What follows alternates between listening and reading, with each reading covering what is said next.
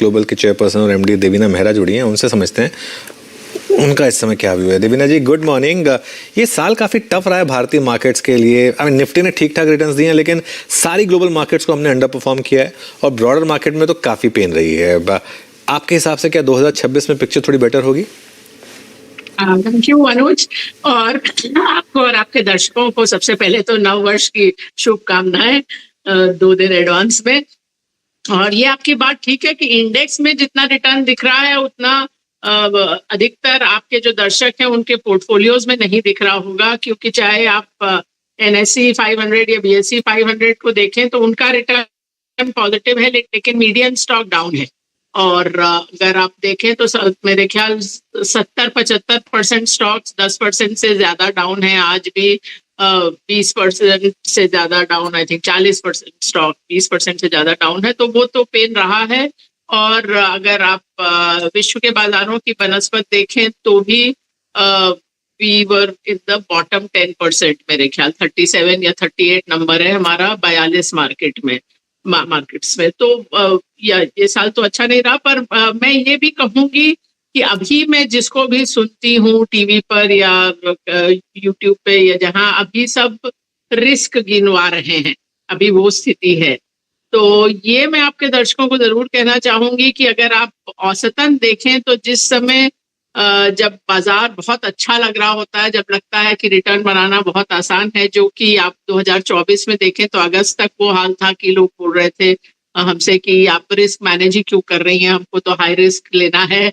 वहां से अब बिल्कुल उलट स्थिति है, जहां सबको रिस्क नजर आते हैं, लेकिन उतना कोई बहुत बड़ा अच्छा होने जा रहा है ऐसा कोई बात नहीं कर रहा। तो वो sentiment is a Contra indicator. इसका मतलब है कि जिस समय आपको लगता है कि SIP रोक दें, मार्केट से निकल जाएं, अभी तो कुछ हो ही नहीं रहा है, क्या फायदा हुआ, गोल्ड में होते, अमेरिका में होते तो रिटर्न ज्यादा बनता, तो वही समय होता है जिसके बाद वो औसत से ज्यादा रिटर्न मिलता है। और जैसे मैंने कहा 2024 की जो स्थिति थी उसके बाद आप देखिए तो पिछले पूरे संवत में कोई रिटर्न नहीं आया। तो वो जब इतना ज्यादा खुशहाली का माहौल होता है तब आपको थोड़ा सा सोच समझ के चलना है। अभी हम लोग मेरे ख्याल से तो दूसरी तरफ हैं। और कॉर्पोरेट अर्निंग्स में भी मुझे लगता है तीसरी तिमाही से आपको बेहतर अर्निंग्स नजर आएंगी। पहले मेरा अनुमान था कि दूसरी तिमाही, लेकिन जब उसके बीच में जब GST का चेंज आया तो फिर ये स्पष्ट हो गया कि उसके भले ही वो BST का चेंज अच्छा हो, लेकिन वो शॉर्ट टर्म में 1-2 महीने के लिए तो काफी बिजनेसेस को डिसरप्ट करेगा। तो वही हुआ। तो अब आपको वो जो थोड़े बेहतर अर्निंग्स हैं वो तीसरी तिमाही में, दिसंबर एंडिंग तिमाही में नजर आने चाहिए। देवीना जी, इस समय सबसे ज्यादा क्रेज में अगर कुछ है तो वो है मेटल्स। आप चाहे गोल्ड या सिल्वर देखें या बेस मेटल्स देखें, और एक महीने में हिंदुस्तान कॉपर जैसे स्टॉक्स ने 50% के रिटर्न्स दिए हैं, हिंदुस्तान जिंक ने मैसिव रिटर्न्स दिए हैं, गोल्ड और सिल्वर ने जबरदस्त बम्पर रिटर्न्स दिए हैं। ये आपके हिसाब से क्या हो रहा है इस समय, और इस थीम को कैसे प्ले करें?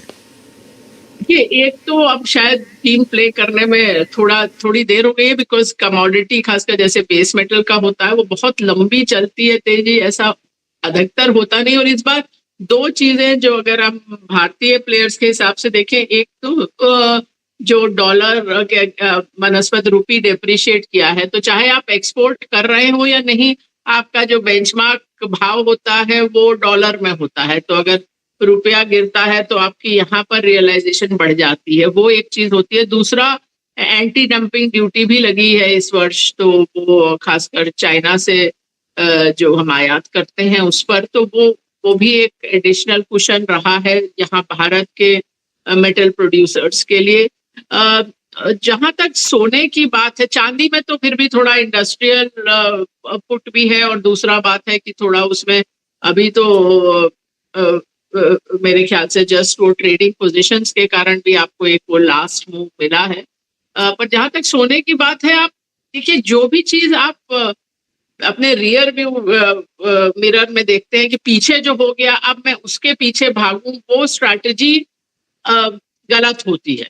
तो आप जो भी चीज आप सोचेंगे कि जो चाहे वो सेक्टर हो, एसेट क्लास हो, देश हो, या इवन स्ट्रैटेजी हो, आप पिछली वाली जो स्ट्रैटेजी काम की है उस पर जाएंगे तो आप सिस्टमैटिकली अंडर परफॉर्म करेंगे। ये मतलब ये डेटा है। तो जहां तक सोने का सवाल है, अब थोड़ा तो डेंजरस टेरिटरी में है। तो ये हमारे जो मल्टी एसेट पोर्टफोलियोज हैं, चाहे भारत में हो चाहे विश्व में हो, सोना चांदी होता है, बट वो सिंगल डिजिट एलोकेशन होता है। 10% से ऊपर तो हमने कभी नहीं रखा है। और वही चीज आप लोग को भी ऐसा नहीं कि 30-40% सोना चांदी में रखना चाहिए।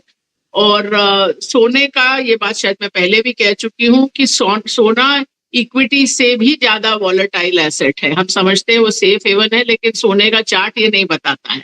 जिस तरह की हमने तेजी देखी है, वो मैंने हेडलाइंस देखी थी कि ये पिछली बार आपको 1979 में नजर आई थी, और 1980 में सोने ने एक हाई बनाया था, डॉलर की मैं बात कर रही हूँ। वहां से नियरली 20 साल बाद वो वहां से 60% नीचे था। 27 साल लगे थे वो हाई क्रॉस होने में, और अगला हाई भी जो था उसके बाद भी 40% गिरा था।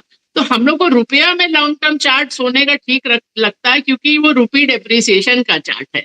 और पहले आपके पास कोई विकल्प नहीं था, कोई भी हार्ड करेंसी एसेट का, सोना ही एक चीज थी जो आपको वो करेंसी हेज दे रही थी। अब वो बात नहीं है। अब आप निवेश कर सकते हैं बाहर के बाजारों में, और आपको करना चाहिए। सबका सब सोने के थ्रू नहीं खेलना चाहिए। अच्छा, देवीना मैम नमस्कार, वीरेंद्र बोल रहा हूँ। मेरी तरफ से भी आपको 2026 का अग्रिम शुभकामनाएं।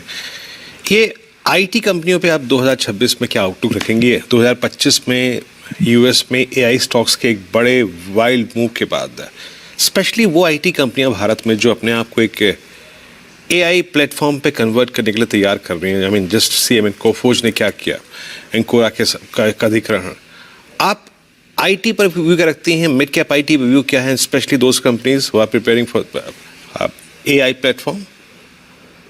देखिए, ओवरऑल मेरा ये व्यू है कि इंडियन आईटी सर्विसेज की मैनेजमेंट अच्छी है। अगर आप उसको बहुत नारोली डिफाइन करें तो हर बार जब कोई चेंज आया है बाजार में, पहले था कि Y2K के बाद बिजनेस नहीं रहेगा, फिर वो पूरा डिजिटाइजेशन का आया, क्लाउड का आया, वो सब चीज उन्होंने नेविगेट कर ली, और वही चीज एआई में भी होगी। तो मुझे इसमें कोई शक नहीं है कि इंडियन आईटी कंपनीज ये वाला भी जो बदलाव है उसको उसमें अडाप्ट कर लेंगी। वो मेरी जो उनसे प्रॉब्लम है वो अलग है कि उन्होंने क्यों नहीं वैल्यू चेन में ऊपर गए, क्यों नहीं R&D पे स्पेंड किया। बट ये मुझे खतरा नहीं लगता कि वो लोग अपने को अडाप्ट नहीं कर पाएंगे। अब फिलहाल हमारे पीएमएस में आईटी सर्विसेज थोड़ा ओवरवेट है, बहुत ज्यादा ओवरवेट नहीं है। और थोड़ा हम लोग लार्ज कैप से मिड कैप में मूव भी किए हैं।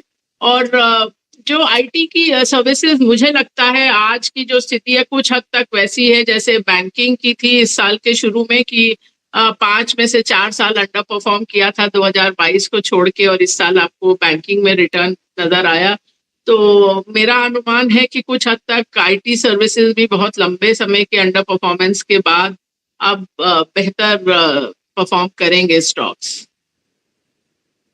पर आपको चुनना पड़ेगा उसमें। हाँ, चुनाव महत्वपूर्ण रहेगा। ये मैम बैंकों पे तो बात ही नहीं हुई। बैंक निफ्टी इसलिए लगभग 1 महीने से इतना साइडवेज है कि पूछे मत।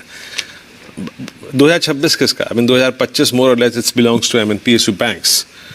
2026 में क्या ये प्राइवेट बैंक जो हल्का सा एक बैकफुट पे हैं इस बार, most specially ICICI bank and HDFC bank, क्या लगता है 2026 के लिए आउटलुक क्या है आपका? देखिए, बैंकिंग में हम हमेशा बहुत अंडरवेट रहते हैं। इस साल धीरे धीरे, अभी भी ओवरवेट नहीं है, पर इस साल काफी ऐड किया, और कुछ हद तक जैसा आप बता रहे हैं उसी टाइप के पैटर्न में कि पहले के काफी महीनों में PSU बैंक्स में ऐड किया, और प्राइवेट बैंक्स में अभी अंत में पिछले रीबैलेंस में कुछ ऐड किया है। बट ऐसा मुझे, मतलब ऐसा कोई 2026 में बेस्ट सेक्टर बैंकिंग रहेगा ऐसा तो नहीं लगता। लेकिन ऐसा भी, जैसा मैंने कहा, नॉर्मली तो हमारा वेट बहुत ही कम रहता है, तो अभी ओवरवेट नहीं है, लेकिन अधिकतर जितना वेट रहता है उससे ज्यादा है। मैं बैंकिंग में हमेशा डर डर के निवेश करती हूँ, बैंकिंग या किसी भी लेंडर में, कि वहां हमेशा यही डर रहता है कि कहाँ से नेगेटिव सरप्राइज आएगी, वो आप बाहर बैठे सोच भी नहीं सकते हैं। तो इसलिए मैं थोड़ा सा नर्वस इन्वेस्टर हूँ बैंक्स में ओवरऑल। चलिए, बैंक्स में थोड़ा सा नर्वस इन्वेस्टर हैं देवीना जी। देवीना जी बहुत बहुत शुक्रिया। 2025 में आपने चैनल का अच्छा साथ दिया, 2026 में भी आपसे हम बात करते रहेंगे, और आपको और आपकी पूरी टीम को नववर्ष की बहुत बहुत शुभकामनाएं।